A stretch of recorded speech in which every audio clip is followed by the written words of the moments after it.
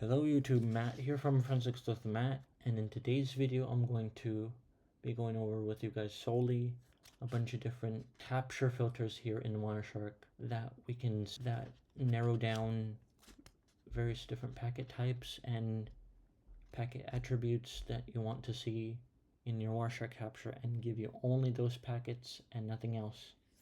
So without further ado, let's get into this. But first, let me talk to you guys about something else that I'm really interested in doing for you guys. Hey, before we get started with the video, I'd like to direct your guys' attention over to my Substack page, which is Forensics with Matt. And on that Forensics with Matt Substack page, it's used as a blog to go over every single different topic that I do on my channel. And there's also some other topics that I write about when I'm producing a video, and it's going to take a little bit longer than I think. So you can see on here a lot of insights about things that I do, such as setting up Next DNS private DNS and iOS unified logs, as well as a very plethora of other things that are tech-based and forensics-based. So if you guys are very keen on looking into forensics and like my content here, please consider checking out and subscribing to and even financially supporting my Substack page, because anything that you guys do here would help me greatly in presenting all of this cool forensics information over to the whole wider world on the internet. Now with that being said, let's get back into the video. Thank you for watching this part. Okay, welcome back to the video, everybody, and in this part of the video, let's go over the capture filters that we put in this box and the display filters that we put in this box. And first of all, I'm going to go through is capture filters. So for capture filters, let's first take a look at the stuff that we see here. So just a regular capture just by itself.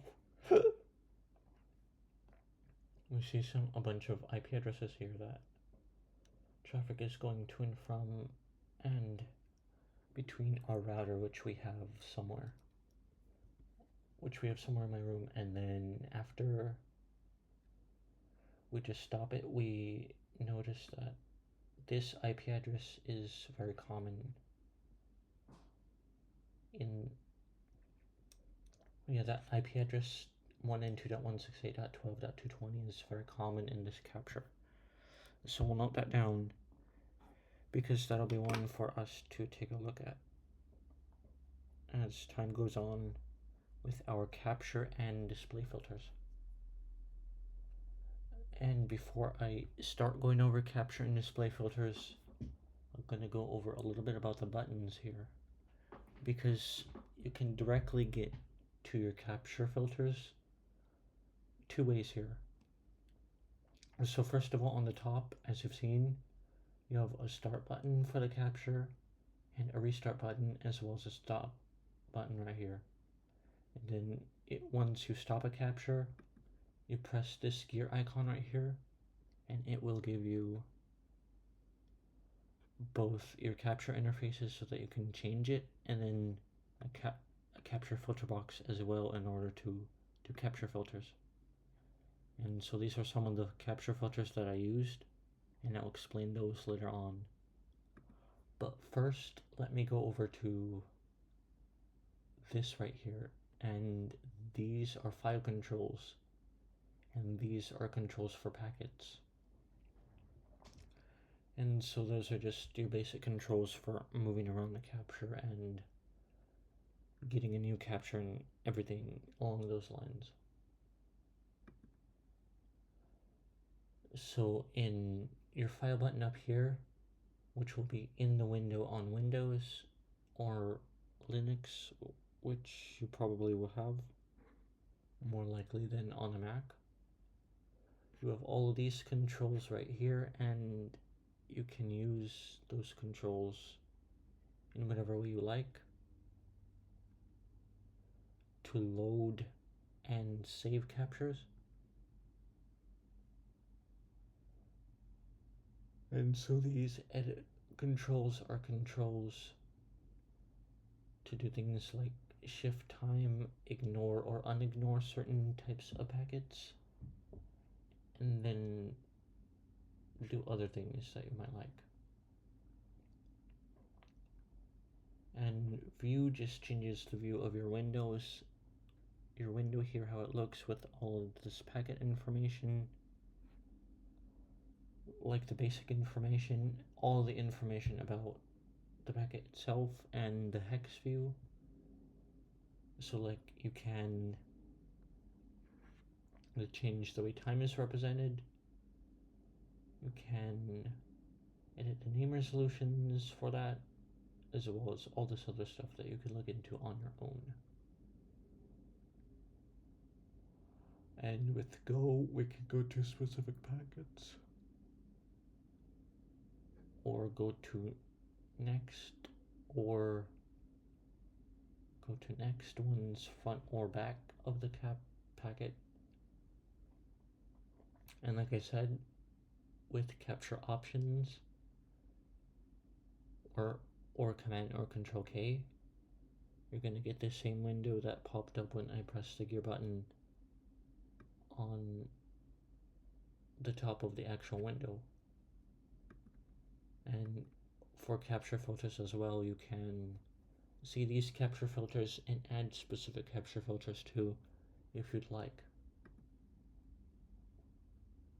And so with analyze, you get to analyze the packets in a different way, or in different ways. And so with that being said, you can go through streams of HTTP, TCP, and all of these other protocols that you may want to go through. And you can also have plugins to this, and also make macros for the display filters. You can look at statistics for all of your web protocols here. You can do telephony protocols and other wireless protocols. And then in Bluetooth. And then tools, you can configure firewall rules, access credentials to packets, access MAC address blocks, and do this stuff, and Lua stuff, and TLS keyrings. So now, with that being said, let's go to our capture filters. And first of all, we can go to this host filter. And what this host filter does for us, as we'll see here,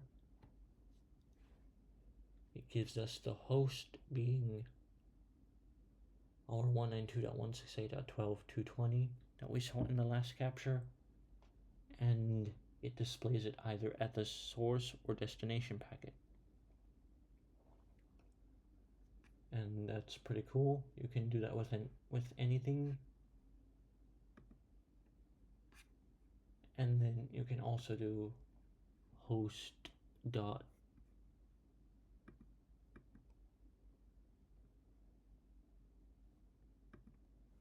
or no.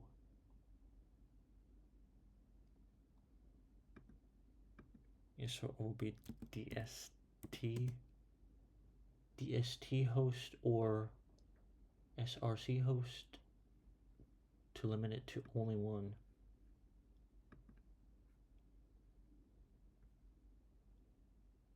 So basically any destination packets that are going to 192.168.12.220 is what you'll get there.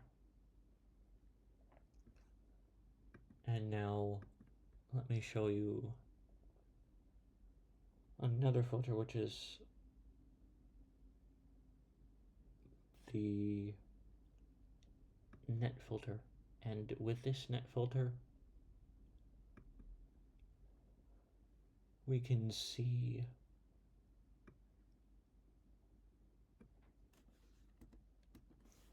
first of all with CIDR notation 24, we can see all addresses within a range of 24-CIDR on 1 and 2.168.12.0, and we'll go through that. And so again, we'll see packets from 1 and 2.168.12.220 as well. If we do the same thing, but with the one that I just said, with mask of 255.255.0, we will do the same, but then maybe src source at the beginning. So for everything coming from that source of 192.168.12.220, we're going to see all of that same information.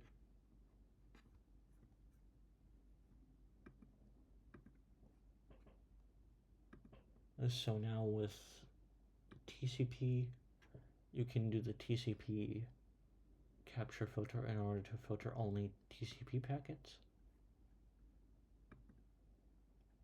And then it'll give you all the TCP packets.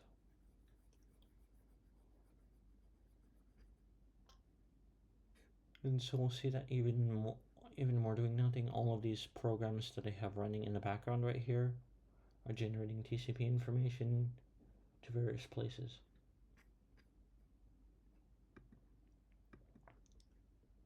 And then UDP will do the same thing for us. Now if we want to go through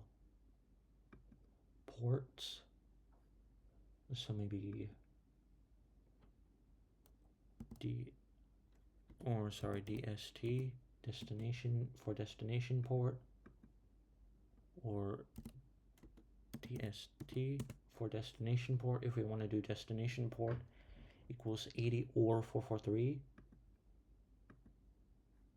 we can continue without saving that, and it'll generate packets with only the destination port of 443 or port 80. And that's cool like that.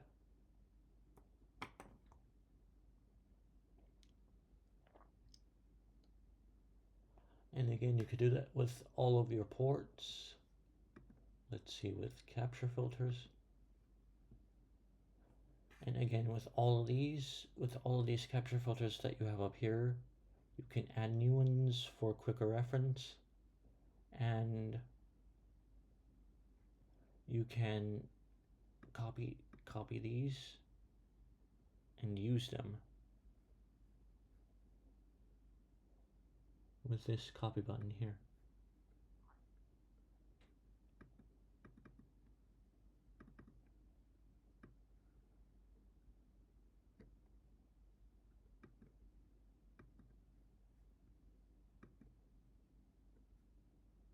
And so let me just copy that.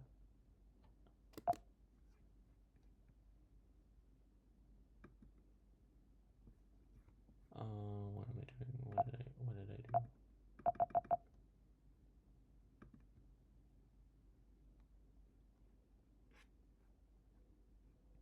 What did I do? Did it crash?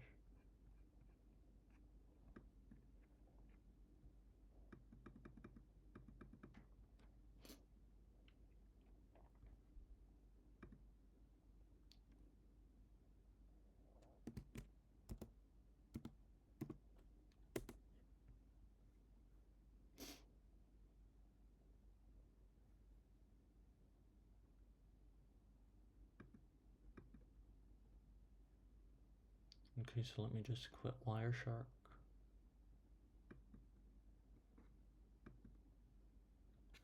Okay, there we go. Wireshark is quit.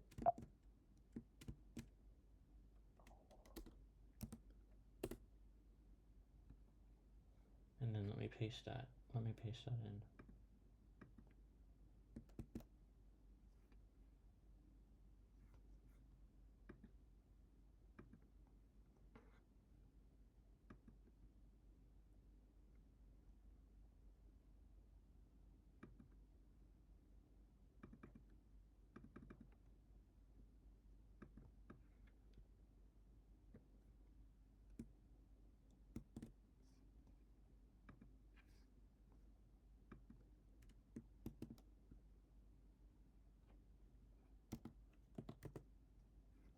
Okay, so make sure we're on Wi-Fi and we can continue. And then we can open this one.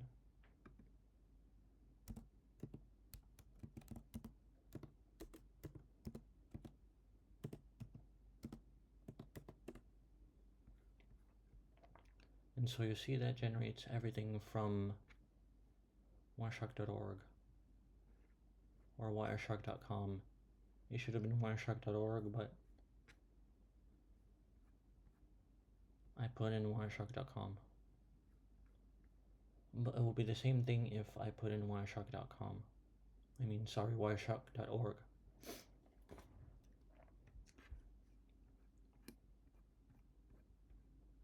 So it's only the secure packets from wireshark.com in this one. And we see there's both TLS v1.2 and v1.3. Or sorry, just TLS v1.3.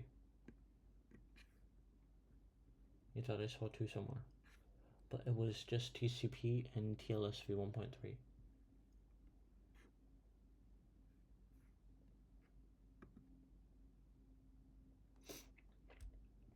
And so now let's get on to display filters. Okay, hey guys, editing Matt here, and I just have to tell you guys that I cut out a whole section of the video, and that section was the section that I made on the Wireshark display filters. And that was because I didn't like the script that I was reading off of, and I was kind of stumbling over myself a lot during the reading of that script. And I was fumbling over the writing on the keyboard too. So I realized that I need to practice that a lot more and just write a script or perform it all from memory later on. And after doing that, I want to present that to you guys as its own video. So for now, this has been Matt from Forensics with Matt, talking to all of you guys about Wireshark Capture Filters. And in the next video, we're going to be doing display filters. But in the next video, and I hope you like that, we're going to be going into packets like TLS v1.3 and quick packets, and decrypting the information in those to see what they have in them. And so be looking forward to that. But for now,